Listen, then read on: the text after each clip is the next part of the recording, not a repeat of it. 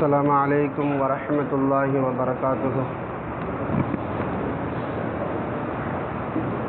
نحمده ونصلي على رسوله الكريم. أما بعد، فقد قال الله تعالى في القرآن الكريم وفي القرآن المجيد: فأعوذ بالله من الشيطان الرجيم، بسم الله الرحمن الرحيم. يا أيها الذين آمنوا كتب عليكم الصيام كما كتب على الذين من قبلكم لعلكم تتقون. قال نبينا صلى الله عليه وسلم: بني الإسلام على 5: شهادة أن لا إله إلا الله وأن محمد رسول الله وإقام الصلاة وإيتاء الزكاة وحج البيت وصوم رمضان أو كما قال عليه الصلاة والسلام. புகழும் புகழ்ச்சியும் வல்ல அல்லாஹுக்கே உரித்தாகட்டுமாக.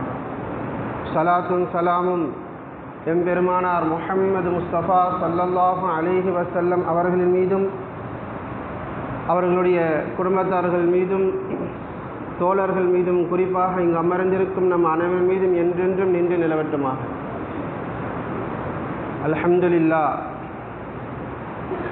ரமலானுடைய மாதத்தை நாம் பெற்றுக்கொண்டிருக்கின்றோம். வல்ல ரஹ்மான் இந்த ரமலான் மாதத்தில் என்ன அமல்கள் எல்லாம் செய்ய சொல்லி நம்மளை கட்டளையிட்டு இருக்கின்றானோ அந்த அமல்கள் எல்லாம் செய்வதற்கு நமக்கு தௌஃபீக் செய்வானாக.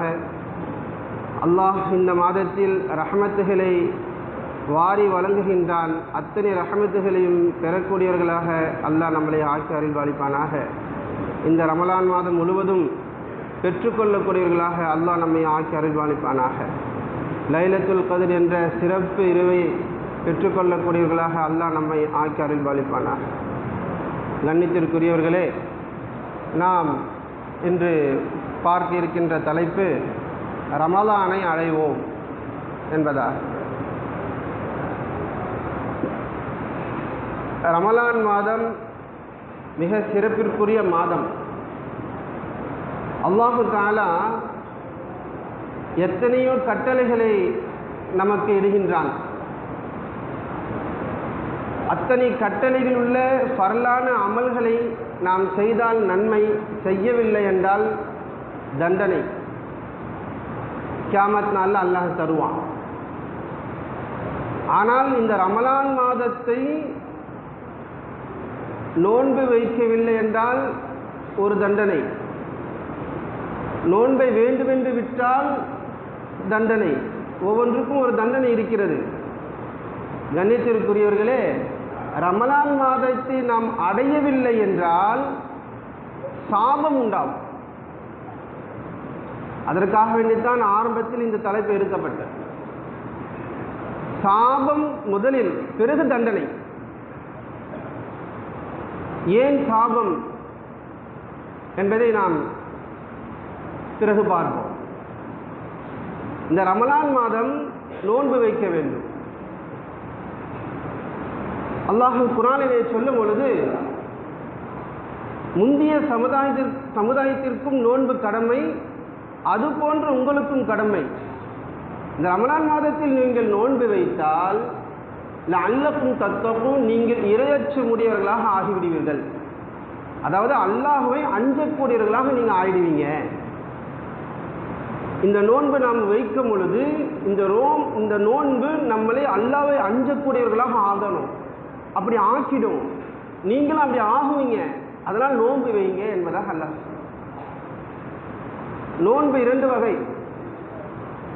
ஒன்று சௌமுல் பத்ன் சொல்லலாம், வயிறு நோன்பு வைக்கிறது, அதாவது பசியா இருக்கிறது. இரண்டாவது நோன்பு சௌமுல் ஜவாரிஹ், உடல் உறுப்புகள் எல்லாமே நோன்பு வைக்கணும். ஆனால் இந்த நோன்புடைய நோக்கம், இந்த ரமலான்ல நோன்பு வைக்கிற நோக்கம் சௌமுல் பத்ன் என்று சொல்லக்கூடிய வயிறு நோன்பு வைக்கிறதுல அது பெரிய நோக்கம் இல்லை. அல்லாஹ்வுக்கு பசியா இருக்கிறது அல்லாஹ்வுக்கு நோக்கமே இல்லை. ஆடு மாடு பசியா இருக்கு, பிச்சைக்காரர்கள் பசியா இருக்காங்க, ஏழை பசியா இருக்கிறாங்க, மிருகங்கள் பசியா இருக்கு. பசியாக இருக்கிறது பெரிய வேலையே கிடையாது. மிருகங்களுக்கே அது சாதாரணம் போது மனிதனுக்கு சாதாரணம் தானே பசியாக இருக்கிறது. அதனால் நோக்கம் இந்த ரமலானுடைய மாதத்தில் நோன்பு வைக்கிறது நோக்கம். பசி என்பது அல்லாஹுக்கு நோக்கம் இல்லை, நம்மளை கஷ்டப்படுத்தணும் என்ற நோக்கம் அல்ல. ஆனால் உடல் உறுப்புகள் நோன்பு வைக்கணும் அப்படின்னு சொல்லுவது என்னன்னா, நோன்பு வைத்து கொண்டு புறம் பேசாமல் இருக்கிறது, கோல் சொல்லாமல் இருக்கிறது, கோபப்படாமல் இருக்கிறது, அவதூறு சொல்லாமல் இருக்கிறது, கண்கள் செய்யக்கூடிய ஹராம்களை தடுத்துக் கொள்வது, காதுகள் செய்யக்கூடிய ஹராம்களை தடுத்துக் கொள்வது, நாவுகள் செய்யக்கூடிய ஹராம்களை தடுத்துக் கொள்வது, உள்ளங்களில் யோசிக்கக்கூடிய தவறான சிந்தனைகளை விட்டு உள்ளத்தை தடுத்துக் கொள்வது, இதுதான் இந்த நோன்பு நம்மளை கற்றுக் கொடுக்கும். இதுதான் அல்லாஹ் நம்மளிடத்தில் எதிர்பார்க்கிறான். அவனுக்கு பசியா போறது நோக்கம் அல்ல. உணவு என்னின் மீது கடமை என்பதாக அல்லாஹ் குர்ஆன்ல சொல்றான். உங்களுக்கு உணவு கொடுக்கிறது என்னின் மீது கடமை என்று சொல்லும் பொழுது அவன் ஏன் பசியாக போடணும்? அப்ப இந்த ரமலான் வந்துவிட்டால் நீங்கள் நோன்பு வையுங்கள். நோன்பு வைப்பதனுடைய நோக்கம் உங்களுடைய உடல் உறுப்புகள் எல்லாம் பாவங்களை விட்டு பாதுகாத்துக் கொள்ளுங்கள் என்பதாக அல்லாஹ் சொல்றான். இது ஒரு அனுபவம் நமக்கு.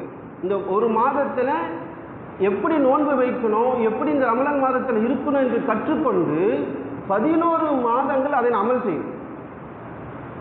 அதுதான் நமக்கு இந்த ரமலானுடைய நமக்கு நோக்கம். அல்லாஹ் ரமலானை அடையக்கூடிய பாக்கியத்தை நமக்கு தருவானாக. ரசூலுல்லாஹி ஸல்லல்லாஹு அலைஹி வஸல்லம் சொல்றாங்க, இந்த இஸ்லாம் 5 மீது கட்டமைக்கப்பட்டிருக்கு. ஒன்று கலிமா சொல்வது, லா இலாஹ இல்லல்லாஹ் முஹம்மது ரசூலுல்லாஹ். இரண்டாவது தொழுகிறது. மூன்றாவது ஜகாத், கடமையானால் ஜகாத் கொடுக்கிறது. நான்காவது சக்தி பெற்றால் ஹஜ்ஜி செய்கிறது. சக்தி பெற்றால் ஐந்தாவது ரமலான் மாதத்தில் நோன்பு வைக்கும். இது இஸ்லாம் 5 விஷயங்கள் மீது கட்டமைக்கப்பட்டிருக்கு. அப்போ நாம் தொழுகை மட்டும்தான் நம்ம மீது கடமை என்று நினைக்காமல் ரமலான் மீது நோன்பு வைப்பதும் நம்ம மீது கடமை என்று உறுதியாக இருக்கும். இந்த ரமலான் மாதத்தை நம்ம ரொம்ப கண்ணியப்படுத்தும். நோய் இருக்குது முடியல அப்படின்னு சொன்னால் நோன்பை வைத்து கொண்டு, முடியல என்றால் நோன்பை நம்ம விடுவதற்கு அனுமதி இருக்கு. முடியல என்பது நமக்கும் அல்லாஹ்வுக்கும் சம்பந்தமானது. சும்மா லைட்டாக தலைவலி வந்துடுச்சு நோன்பை விட்டு, அப்படி இல்லை. அதுக்கு சில சட்டங்கள்லாம் இருக்கிறது, தேவைப்பட்டால் வந்து கேட்டுக்கொள்ளு. இப்போ இஸ்லாம் 5 விஷயங்கள் மீது கட்டமைக்கப்பட்டிருக்கின்ற பல தடவை நம்ம கேள்விப்பட்டிருக்கலாம். 5 விஷயங்கள் மீது.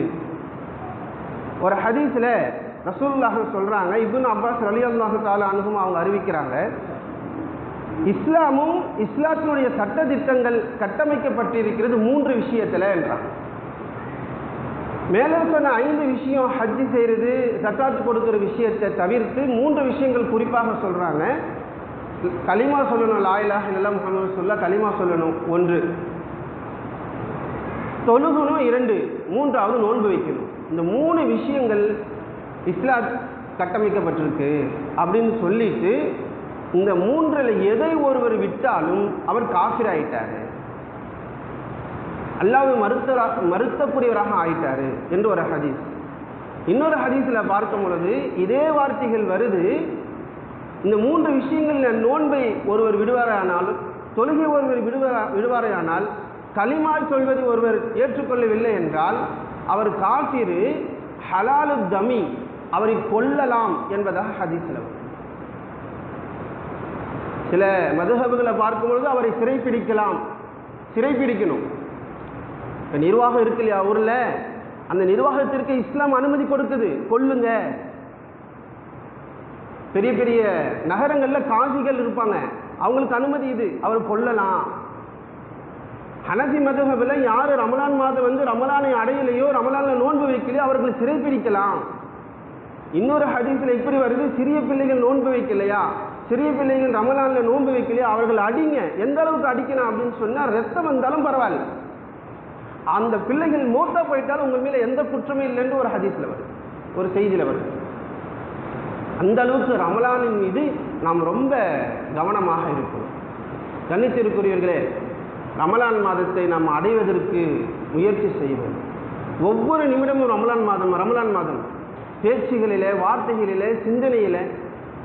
வீட்டில் உள்ள டிவி கனெக்ஷன்லாம் தயவு செய்து துண்டிச்சிடுங்க. ஒரு மாதத்துக்கு பிள்ளைங்க சப்தம் போட்டு சண்டை போட்டுக்கிட்டா, ரமலான் மாதம் சத்தம் போடாத, ரமலான் மாதம் சத்தம் போடாத, ரமலான் மாதம் கோவப்படாத, ரமலான் மாதம் பொய் சொல்லாத, ரமலான் மாதம் பாட்டு பாடுற, பாட்டு கேட்குற என்றெல்லாம் நாம் பிள்ளைகளை கண்ணியப்படுத்த சொல்லிக்கிட்டு இந்த மாதத்தை கண்ணியப்படுத்திக்கிட்டே இருக்கணும். இந்த ரமலான் மாதத்தை அடையவில்லை என்றால், ஒரு ஹதீஸில் நம்ம பல தடவை கேட்டிருப்போம் கண்ணியத்திற்குரியவர்களே, ரசூலுல்லாஹி ஸல்லல்லாஹு அலைஹி வஸல்லம் அவங்க மிம்பரில் ஏறுவாங்க. 3 மிம்பரில் ஏறும் பொழுது 3 தடவை ஆமீன் ஆமீன் ஆமீன் என்று துவா செய்கிறாங்க. ஆமீன் சொல்கிறாங்க. கொத்துபாலாம் முடிஞ்சிடுச்சு. சஹாபாக்கள் கேட்குறாங்க, யார சொல்லலாம், நீங்கள் ஆமீன் ஒவ்வொரு படியிலையும் மிம்பரில் ஏறும் பொழுது ஆமீன் சொன்னீங்களே, ஏன் சொன்னீங்க? ரசூலுல்லாஹ் சொல்கிறாங்க, அத்தானி ஜிப்ரீல் அலைஹிஸ்ஸலாம் மலக்கு என்கிட்ட வந்தாங்க. அவங்க வந்து சொன்னாங்க, யார் ரமலான் மாதம் வந்து மன் அதற்கு ஷஹர ரமலான், ரமலான் மாதம் வந்து வலம் யுக்ஃபர் லஹு, அந்த மாதத்தில் அல்லாஹ் அவரை மன்னிக்கவே இல்லை. அப்படின்னு என்ன அர்த்தம்? ரமலானு வந்துடுச்சு, ரமலானு இவர் அடைஞ்சிட்டாருன்னா நல்லா இருக்கிறாரு, கை கால்லாம் நல்லா இருக்கு, எந்த பிரச்சனையும் இல்லை, எந்த நோயும் இல்லை, ஆரோக்கியமாக தான் இருக்கிறாரு. அப்படி இவர் ரமலானை பெற்று அந்த மாதத்தில் அல்லாஹ் அவரை மன்னிக்கவே இல்லை. அப்படின்னு என்ன அர்த்தம்? துவா செய்யலை, தொழுகலை, நோன்பு வைக்கலை, எந்த இபாதத்தும் செய்யலை, திக்ரும் செய்யலை, 11 மாதம் தலையில் தொப்பி இல்லவே இல்லை. இந்த மாதத்தில் சரி இந்த 30 நாள் ஒரு தொப்பியை போட்டு கண்ணியமாக இருக்கிறோம். 11 மாதம் நம்ம பாட்டுக்கு எப்படியே இருந்தோம், இந்த ஒரு மாதமாவது கண்ணியமாக இருப்போம். எந்த பேச்சில் மாற்றம் இல்லை, எந்த பேச்சில் அதே பேச்சு தான், அதே கோபம்தான், அதே வார்த்தைகள் தான், அதே சிந்தனை தான். இப்படி ஒருவர் இருக்கிறாருன்னா அல்லாஹ் இவரை மன்னிக்க போகிறதில்லை. ரமலான் மாதத்தில் பள்ளிக்கு வரலன்னா இவர் துவா கேட்க போகிறதில்லை. துவாவில் என்ன கேட்போம்? அல்லாஹ் என்னை மன்னிச்சிடு, என்ன ரஹமத்து கொடு, எனக்கு சொர்க்கத்தை கொடு, இதெல்லாம் கேட்போம். பள்ளிக்கு வரலன்னா இதெல்லாம் கேட்க போகிறதில்லை, அல்லாஹ் மன்னிக்க போகிறதில்லை. அப்படி ரமலான் மாதம் வந்து யார் ரமலானை அடையலையோ, யார் அல்லாஹ் மன்னிக்கிற அளவுக்கு இந்த ரமலானில் அந்த மனிதன் அமல் செய்யலையோ, ரசூலுல்லாஹ் ஜிப்ரீல் அலைஹிஸ்ஸலாம் துவா, அதாவது பதுவா செய்கிறாங்க, ஃபதஹலல் ஜன்னார, இவர் நரகத்துக்கு நுழையிட்டோம், ஃபஅபாதஹுல்லாஹ், அல்லாஹ் அவனை தூரமாக ஆக்கிட்டோம், எல்லா சைறுகளிலிருந்தும் அல்லாஹ் அவனை தூரமாக ஆக்கட்டும் என்று ஜிப்ரீல் அலைஹிஸ்ஸலாம் பதுவா செஞ்சுட்டு என்கிட்ட சொன்னாங்க, புல் நபியை நீங்கள் சொல்லுங்க, ஆமீன் சொல்லுங்க, ஆமீன் சொல்லுங்க என்று சொன்னாங்க. ஃபகுல்து ஆமீன், நான் ஆமீன் சொன்னேன் என்பதாக ஒரு பதுவா. 2வது பதுவா நம்ம பார்க்கும் பொழுது, யார் பெற்றோர்களை அடைந்து பெற்றோர்களை பெற்றுக்கொண்டு அவர் வாழும் பொழுது பெற்றோர்கள் உயிராக இருக்கிறாங்க, வாழ்ந்துக்கிட்டு இருக்காங்க, அவங்களை யார் கண்ணியப்படுத்தலையோ, அவங்களை யார் திருப்திப்படுத்தலையோ, அவர்களுக்கு யார் உபகாரம் செய்யலையோ, அவர்களுக்கு யார் செலவுக்கு பணம் கொடுக்கலையோ, கஷ்டப்படுத்திக்கிட்டு இருக்காங்களோ, இவன் நரகத்துக்கு போகட்டும், இவனை அல்லாஹ் எல்லா கைராத்தைகளை விட்டும் தூரமாக ஆக்கட்டும் என்று பதுவா செஞ்சுட்டு என்னை ஆமீன் சொல்ல சொன்னாங்க. நான் ஆமீன் சொன்னேன். 2வது பதுவா. 3வது பதுவா என்னன்னா, ஜிப்ரீல் அலைஹிஸ்ஸலாம் சொன்னாங்க, என்னுடைய பெயரை கேட்டு முஹம்மது என்றோ, ரசூலுல்லாஹ்வுக்கு 99 திருநாமங்கள் இருக்கு இல்லையா, ஏதாவது ஒரு பெயரை கேட்டு யார் என் மீது ஸலவாத்து சொல்லலையோ அவனும் நரகத்துக்கு போகட்டும், எல்லா கைராத்துகளை விட்டும் தூரமாகட்டும் என்று பதுவா செய்ய என்ன ஆமீன் சொல்ல சொல்ல நான் ஆமீன் சொன்னம்பா என்று சஹாபாக்களை பார்த்து ரசூலுல்லாஹ் சொல்றாங்க. கண்ணியத்திற்குரியவர்களே, இந்த ஹதீஸில் பல தடவை நம்ம கேள்விப்பட்டிருப்போம். ஆனால் இந்த ஹதீஸை நம்ம கவனிக்கணும். ஜிப்ரீல் அலைஹிஸ்ஸலாத்து வஸ்ஸலாம் அவங்க துவா செய்கிறாங்க. இப்போ ஏதாவது ஒரு விழா வச்சோம்னு சொன்னால் அந்த விழாவில் ஊர்லேயே இருக்கிற பெரிய அதிதிமார்களுக்கு துவா ஓதுவோம். இல்லை ஏதாவது ஒரு மஜ்லிஸ் நடக்குது அப்படின்னு சொன்னால் திடீர்னு ஒரு பெரிய சிறுத்தை வந்துட்டா அது துவா செய்யுங்க அப்படின்னு சொல்லுவோம் இல்லையா? ஏன்? அவங்க துவா கேட்டால் ஏற்றுக்கொள்ளப்படும்பா அப்படின்ற ஒரு நம்பிக்கை. அவங்களோட நம்ம சின்ன வயசுப்பா, அதனால் ஹஸ்ரத் அப்படின்னு சொல்லுவாங்க. சில நேரங்கள் சில பள்ளிக்கு போனால் நம்மளோட சின்ன பிள்ளைங்க யாராவது இமாமா இருந்தால் நம்மளை பார்த்து அது தொழு வைக்கிறீங்களா, என்ன அர்த்தம்? எங்களை விட நீங்கள் சிறந்தவங்க, அது நீங்கள் தொழு வைங்கன்னு வம்பு பண்ணுவாங்க. இல்லைங்க தொழு வைப்பா, இதெல்லாம் ஒரு வழக்கம். இப்போ இந்த இடத்துல யார் பதுவா செஞ்சாங்க நம்ம யோசிக்கணும். யாருன்னா ஜிப்ரீல் அலைஹிஸ்ஸலாத்து வஸ்ஸலாம். ஜிப்ரீல் அலைஹிஸ்ஸலாம் யாருன்னு விளங்கணும். மலக்குமார்களில் மிக சிறந்த மலக்குமார்கள் 4 மலக்குமார்கள். ஜிப்ரீல் அலைஹிஸ்ஸலாம், இஸ்ராயில் அலைஹிஸ்ஸலாம், ரூஹெல்லாம் எடுக்கிறாங்க இல்லையா, உயிர் எடுக்கிறாங்க இல்லையா, இஸ்ராயில் அலைஹிஸ்ஸலாம், மீகாயில் அலைஹிஸ்ஸலாம், இஸ்ராஃபில் அலைஹிஸ்ஸலாம். இந்த 4 மலக்குல யாரு சிறந்தவன் கேட்டா ஜிப்ரீல் அலைஹிஸ்ஸலாம். 4 மலக்குமார்கள் மிக சிறந்தவங்க ஜிப்ரீல் அலைஹிஸ்ஸலாம். முதல்ல மலக்குமார்கள் யார் என்று விளங்கும் போது எந்த பாவமும் செய்யாதவங்க மலக்குமார்கள். ஒரு ஹதீஸில் இப்படி வரும், நம்மளை போல வயசு உள்ளவங்க பாவம் செய்கிறோம், அநியாயம் செய்கிறோம், தொழுகிறது இல்லை, நமக்கெல்லாம் ரஹமத், அல்லாவுடைய ரஹமத் இறக்க நமக்கு வந்துக்கிட்டே இருக்கு. காரணம் யாருன்னா 2 நபர்களால். ஒன்று குழந்தைகள், எந்த பாவமும் செய்கிறதில்லை, அல்லாஹ் அவங்கள தண்டிக்க போகிறதில்லை. 2வது பெரியவங்க, அவங்களும் வயதானவங்க, ரொம்ப தள்ளாடி வயசில் இருக்கு, அவங்களும் எந்த பாவமும் செய்ய போகிறதில்லை. இவங்களோட துவாலாம் ஏற்றுக்கொள்ளப்படும். பாவமே செய்யாத ஒரு துவா ஏற்றுக்கொள்ளப்படும்.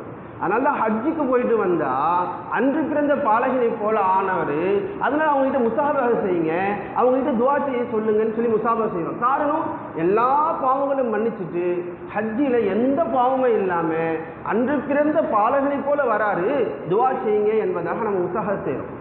அதுபோல தான் மலக்குமார்கள் எந்த பாவமும் செய்ய மாட்டாங்க, அவங்களுக்கு செய்யவும் தெரியாது. அப்படிப்பட்ட மலக்குகள், அந்த மலக்குமார்களில் 4 பேர் சிறந்தவங்க. அந்த 4 பேரில் ஒருவர் யார் சிறந்தவர்? ஜிப்ரீல் அலைஹிஸ்ஸலாம். இவங்க துவா செய்கிறாங்கன்னா அல்லாஹ் அந்த துவாவை, அந்த பத்துவாவை ஏற்றுக்கொள்வானா ஏற்றுக்கொள்ள மாட்டான். இப்போ ரமலானை அடைவதற்கு நம்ம மீது கட்டாய கடமையா இல்லை? ஜிப்ரீல் அலைஹிஸ்ஸலாத்து வஸ்ஸலாம் அவர்களை பற்றி அல்லாஹ் சொல்லும் போது ரூஹுல் அமீன் என்பதாக குர்ஆன்ல சொல்றான். நம்பிக்கைக்குரிய ஒரு ரூஹ் அவங்க. ஜிப்ரீல் அலைஹிஸ்ஸலாம் அவங்களை பற்றி அல்லாஹ் சொல்லும் பொழுது நம்பிக்கைக்குரிய ஒரு ஆத்மா என்பதாக அல்லாஹ் சொல்றான். ஒரு இடத்துல அல்லாஹ்வுக்கு யார் எதிரி அப்படின்னு சொல்லும் பொழுது ஜிப்ரீல் அலைஹிஸ்ஸலாத்து வஸ்ஸலாம், அதாவது அல்லாஹ்வுக்கு யார் எதிரியோ, மலக்குமார்களுக்கு யார் எதிரியோ, நபிமார்களுக்கு யார் எதிரியோ அப்படின்னு சொல்லிட்டு ஆரம்பத்திலே மலக்க சொல்லிட்டான் அல்லாஹ். மறுபடியும் அல்லாஹ் கண்ணியப்படுத்துவதற்காக வேண்டி ஜிப்ரீலுக்கு யார் எதிரியோ என்பதாக அல்லாஹ் சொல்ல வரான்னா, அப்போ எவ்வளவு சிறப்புக்குரிய ஒரு மலக்காக இருந்தால் ஜிப்ரீல் அலைஹிஸ்ஸலாத்து வஸ்ஸலாம் அவர்களை தனித்து அல்லாஹ் சொல்லுவான். யார் இவங்களுக்கெல்லாம் எதிரியோ அவங்க காஃபிர்னு அல்லாஹ் சொல்லுவான். அப்போது ஜிப்ரீல் அலைஹிஸ்ஸலாம் எப்படிப்பட்டவங்க, அந்த பத்வா எப்படி ஒரு கடுமையான பத்வா என்பதை நம்ம விளங்கணும். அடுத்து பார்க்கும் பொழுது ஆமீன் யார் சொல்கிறா அதை யோசிக்கணும். யார் சொல்கிறா? ரசூலுல்லாஹி ஸல்லல்லாஹு அலைஹி வஸல்லம். ஏற்கனவே சிறப்புக்குரியவர் பதுவா செஞ்சுட்டாங்க, அதற்கு ஆமீன் யார் சொல்கிறா? ரசூலுல்லாஹி ஸல்லல்லாஹு அலைஹி வஸல்லம். ரசூலுல்லாஹுடைய அந்தஸ்து நமக்கு எல்லாருக்கும் தெரியும், நம்ம எல்லோருக்கும் தெரியும் ரசூலுல்லாஹுடைய உயர்வு அந்தஸ்து. அவங்க ஆமீன் சொல்கிறாங்கன்னா அப்போ எப்படிப்பட்ட பதுவா என்பதை நம்ம விளங்கிக்கணும். எப்படிப்பட்ட பதுவா? கண்ணியத்திற்குரியவர்களே, இதற்கெல்லாம் காரணம் இருக்குது. என்னப்பா இது, இந்த இதுக்கு ஏன்பா இவ்வளோ பெரிய நபர் 2 சிறப்புக்குரியவர்கள் ஏன்பா இப்படி பதுவா செய்யணும் அப்படின்னு சொன்னால், அல்லாஹ் தஆலா இந்த ரமலானில் நமக்கு எல்லா வகையான நன்மைகளை வாரி வாரி கொடுக்குறான். எப்படிப்பட்ட நன்மைகள் அல்லாஹ் கொடுக்குறான் அப்படின்னு சொன்னால், ஃபுத்திஹத் அப்வாபு ஸமா. பல சிறப்புகள் இந்த மாதத்திற்கு சொல்லலாம், நேரத்தை கவனித்து நம்ம சிலது தான் சொல்ல முடியும். வானத்தினுடைய கதவுகளை திறக்கப்படுது, ஹதீஸில் வருது. ஏன்? எந்த துவா கேட்டாலும் அல்லாஹ் இந்த மாதத்தில் ஏற்றுக்கிறான். இதை விட்டு தூரம் ஆயிட்டியே அப்படின்னு அர்த்தம். அதனால சாபம், நீ எந்த துவா வேணா கேள், அல்லாஹ் ஏற்றுக்கிறான். முதல் வானத்தில் வந்து இருக்கிறான். ஃபுத்திஹத் அபுவாபுல் ஜன்னா, அபுவாபுல் ஜன்னா, சொர்க்கத்தினுடைய வாசலை திறக்கப்படுது அப்படின்னு அர்த்தம். இந்த மாதத்தில் யாரெல்லாம் இபாதத் செய்து அல்லாஹ் துவா கேட்குறாங்களோ, சொர்க்கம் கேட்குறாங்களோ, அல்லாஹ் அவங்க சொர்க்கவாசியாக ஆக்கிடுறாங்க. ஒவ்வொரு இரவிலும் இந்த ரமலானில் பல நபர்களை சொர்க்கத்துக்குரியவர்களாக அல்லாஹ் உறுதி செய்கிறான் என்பதாக அதுக்கு அர்த்தம் என்பதாக விளக்கம் எழுதுகிறான். இந்த மாதத்தில் சொர்க்கத்தினுடைய வாசலை திறக்கப்பட்டிருக்கு. நீ சொர்க்கத்துக்கு வராமல், சொர்க்கத்தின் மீது ஆசை இல்லாமல் 11 மாதத்தில் நீ எப்படி இருந்தியோ அப்படியே இரு அப்படின்ற போது இருந்தா சாபம் வராமல் சபிக்காமல் என்ன? அடுத்து ஃபுத்திஹத் அபுவாபு ரஹ்மத், அல்லாஹ்வுடைய ரஹ்மத் என்ற அந்த இரக்கம் என்ற வாசலை அல்லாஹ் திறக்கிறான். அந்த ரஹ்மத்தையும் பெறறதில்லை. இப்போ எவ்வளவு ஆர்வம் இருக்கிறதோ அதே போல் அல்லாஹ் முழு ரமலானையும் இன்று எப்படி ஆர்வம் இருக்கிறதோ அதே போன்று முழு ரமலானையும் அல்லாஹ் ஆர்வத்தையும் இந்த முஹப்பத்தையும் இந்த ரமலான் மீது கொடுப்பானாக. அடுத்து ஒல்லியகத்து அபுவாபன்னார் நரகத்தினுடைய வாசலை அல்லாஹ் பூட்டியிருப்பான். இந்த மாதத்தில் அல்லாஹ் யாரையுமே நரகத்துக்குரியவராக அல்லாஹ் தேர்ந்தெடுக்கிறது இல்லை. அல்லாஹ் மன்னிக்கிறான். அல்லாஹ் நம்மளை எதிர்பார்த்துக்கிட்டே இருக்கிறான். அவ்வளோ நன்மைகள் அல்லாஹ் கொடுக்குறான். எந்த பாவமும் செய்யக்கூடாது அல்லாஹ் எதிர்பார்க்கிறான். அதனால் கதவை மூடிடுங்க, நரகத்தினுடைய கதவை மூடிடுங்க. எந்த பாவமும் செய்யாமல் இருக்கிறதுக்கு அல்லாஹ் தஆலா நமக்கு இன்னொரு உதவி என்ன செய்கிறான் அப்படின்னு சொன்னால், சுஃபிதத்து ஷயாத்தீன் ஷைத்தான்கள் எல்லாம் சங்கிலியால் அல்லாஹ் கட்டி போட்டிருப்பான். இந்த 11 மாதத்தில் ஷைத்தானுடைய தூண்டுதலுடன் நம்மளுடைய முயற்சியுடன் நம்மளுடைய கெட்ட எண்ணங்களால் பாவம் செய்யும். ஆனால் இந்த மாதத்தில் உன்னை தூண்டுவதற்கு பாவத்தின் பக்கம் தூண்டுவதற்கு ஷைத்தானையும் கட்டி போட்டுடுறான் அல்லாஹ். அப்போ மீறி நம்ம பாவம் செய்யறோம்னா நம்மளுடைய மனோ இச்சையினால தான், நம்மளுடைய திமிரால தான் என்பது உறுதியாக ஆகும். அதனால தான் அந்த சாபம். உனக்கு கெடுத்த ஷைத்தானே இல்லைப்பா, அப்போ நீ எப்படி பாவம் செஞ்ச, நீயா செஞ்ச அப்படின்னு இருக்கும் பொழுது ஏன் நமக்கு சாபம் வராது? கெடுக்கிறதுக்கு ஷைத்தான் இல்லை, வழி கெடுக்கிறதுக்கு ஆள் இல்லை அப்படின்னா நம்மளே அந்த பாவத்தின் பக்கம் விரைஞ்சிக்கிட்டு இருக்கிறோம் என்பதா. அடுத்து அல்லாஹ் கொடுக்குற வெகுமதி என்ன அப்படின்னு சொன்னால், முதல் 10 நாளை இரக்கம் ரஹமத்து கொடுக்குறான். முதல் 10 நாளில் ரஹமத்தை கொடுக்குறான். 2வது 10 நாளில் அல்லாஹ் என்ன துவா கேட்டாலும் மன்னிப்புக்கு சம்பந்தமாக அல்லாஹ்கிட்ட பாவ மன்னிப்பு கேட்டால் அல்லாஹ் மன்னிக்கிறான். 3வது 10ல் நரகத்தை விட்டு விடுதலையாக்குறான். அதை அடையில எவ்வளோ வெகுமதிகள். இதெல்லாம் அடையாமல் நம்ம பாட்டுக்கு ஏனோத்தானோ வாழ்ந்துக்கிட்டு இருந்தால் எதுக்கு அல்லாஹ் இந்த வெகுமதிகளை கொடுக்கணும்? எதுக்கு இந்த நன்மைகளை நமக்கு கொடுக்கணும்? அல்லாஹ் நமக்கு மேலே ஏன் இறக்கப்படணும்? அதை பெற்றுக்கொள்ளாமல் மூதேவி மாதிரி நம்ம இருந்தோம்னா அதனால தான் இந்த சாபங்கள் நமக்கு விடப்படுது. லைலத்துல் கத்ர் என்ற இரவு வருது, ஒற்றைப்படை இரவுகளில். அந்த இரவு 1000 மாதத்தை விட சிறந்தது. ஒரே ஒரு இரவுங்க 1000 மாதம் என்று காதலை கேட்டுடலாம். ஆனால் கணக்கு போட்டு பார்த்தோம் அப்படின்னு சொன்னால் 3,65,000 நாட்கள். ஒரு இரவு 3,65,000 இரவுக்கு சமம். சும்மா யோசிச்சு பார்த்தா தெரியும் எத்தனை மணி நேரத்துக்கு சமம் என்பதாக. அப்படிப்பட்ட ஒரு இரவு கொடுக்குறான்.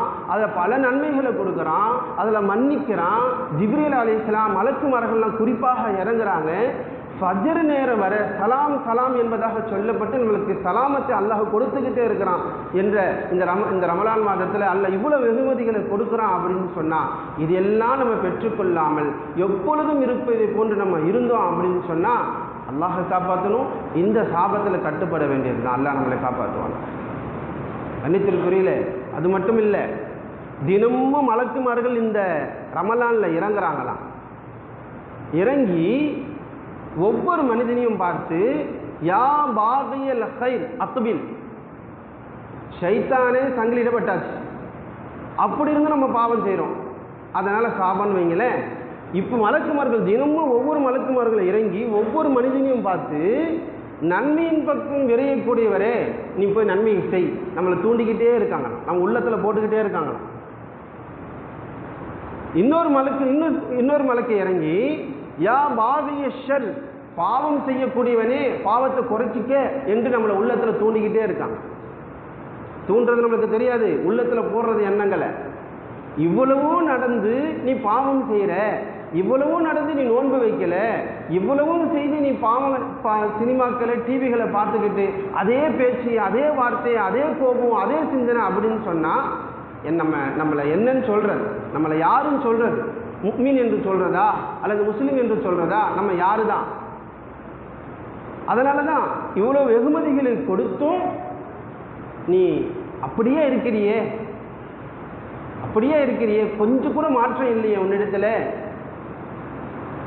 அதனால தான் இந்த சாபம். அதனால் ரமலான் மாதத்தை அடைவது நம்ம மீது கட்டாய கடமை.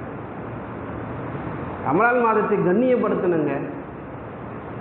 சொல்லுவாங்க அத்தக்குவா ஃபௌகல் ஃபத்வா, சட்டம் ஒரு பக்கமாக இருந்தாலும் இறையச்சத்திற்கு ரொம்ப நன்மை. பேணுதலுக்கு ரொம்ப நன்மை.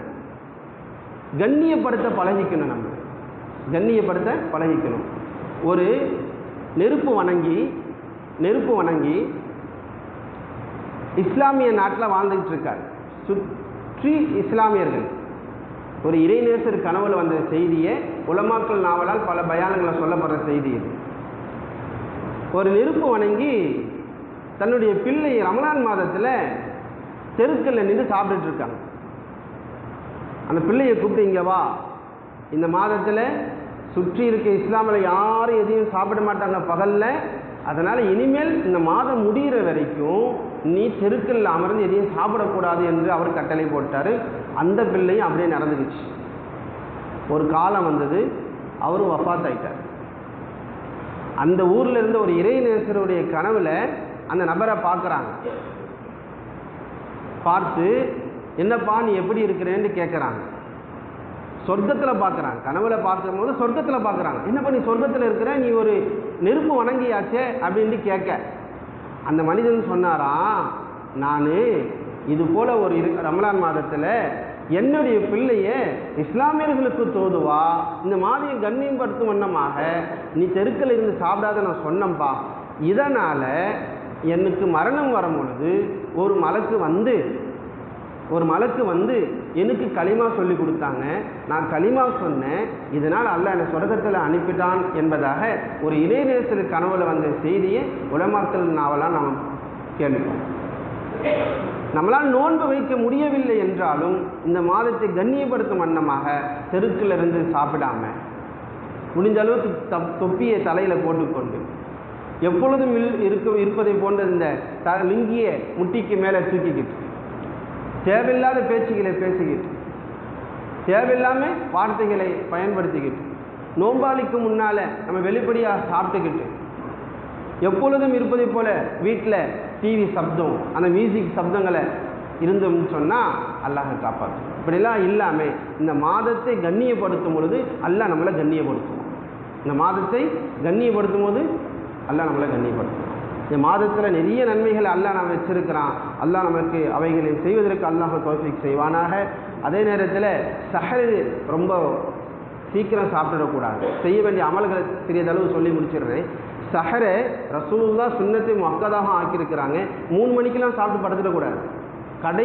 கடைசியாக சாப்பிட முயற்சிச்சு 10 நிமிடத்துக்கு முன்னாடி, அது 15 நிமிடம் கடைசியாக சாப்பிடணும். அதுக்கு முன்னாடி குர்ஆன் ஓதுவதாக அந்த ஓதலாம், அல்லது தஹஜ்ஜுத் தொழுகலாம். கடைசியாக சஹர் செய்யணும். ஆனால் தாஜீலுல் இஃப்தார் நோன்பை சீக்கிரம் திறந்துடணும். பாங்கு சொன்ன உடனே நோன்பு திறந்துடணும். சுன்னத்தை முஅக்கதா கட்டாய சுன்னம்.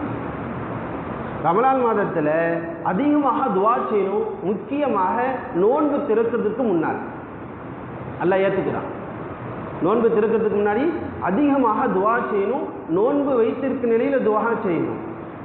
இந்த நோன்பை வைத்து எதையெல்லாம் தடுக்கப்பட்டு எதெல்லாம் ஹராம் என்று சொல்லப்படுதோ அவைகளை நாம் தடுத்துக் கொள்வதற்கு நம்ம முயற்சி செய்யணும். ஹதீஸில் இப்படி சொல்லப்படுது, நோன்புன்னா சாப்பிடாமல் இருக்கிறது குடிக்காமல் இருக்கிறது நோன்பு இல்லை. நோன்பு அப்படின்னு சொன்னால் வீணான விஷயங்களை விட்டு நம்ம விலகி இருக்கணும், அதான் நோன்பு. வீணான விஷயங்களை விட்டு நம்ம விலகி இருக்கணும், அதுதான் நோன்பு. இந்த நோன்பு காலங்களில் அதிகமாக மிஸ்வாக்கு செய்யக்கூடியவர்களாக இருக்கும். அதிகமாக சதக்கா செய்யணும். ரசூலுல்லாஹ்வுடைய முக்கியமான சுன்னத்து என்னன்னு சொல்லி கேட்டீங்க அப்படின்னு சொன்னால், இந்த ரமலான் மாதத்தில் அதிகமாக உணவு கொடுப்பாங்க. ரமலான் மாதத்தில் அதிகமாக உணவு கொடுப்பாங்க. அதனால் ஏராளமான நன்மைகள் இந்த மாதத்தில் இருந்தாலும் அந்த நன்மைகள் எல்லாம் நாம் பெற்றுக்கொண்டு இந்த ரமலான் மாதத்தை அடையக்கூடிய பாக்கியத்தை அல்லாஹ் நமக்கு கொடுப்பானாக. இந்த பதுவா இந்த சாபத்திலிருந்து நாம் விடை பெறுவதற்கு அல்லாஹ் நமக்கு பாக்கியத்தை கொடுப்பானாக. ரமலானை பெற்று ரமலான் முழுவதும் அமல்களை செய்து அல்லாஹுடைய பொருத்தத்தை பெற்று நம் அனைவரையும் சொர்க்கத்திற்கு போவதற்கு பாக்கியத்தை கொடுப்பானாக. வாஹிர் தஅவானா அல்ஹம்துலில்லாஹி ரப்பில் ஆலமீன். அஸ்ஸலாமு அலைக்கும் வரஹ்மத்துல்லாஹி வபரகாத்துஹு.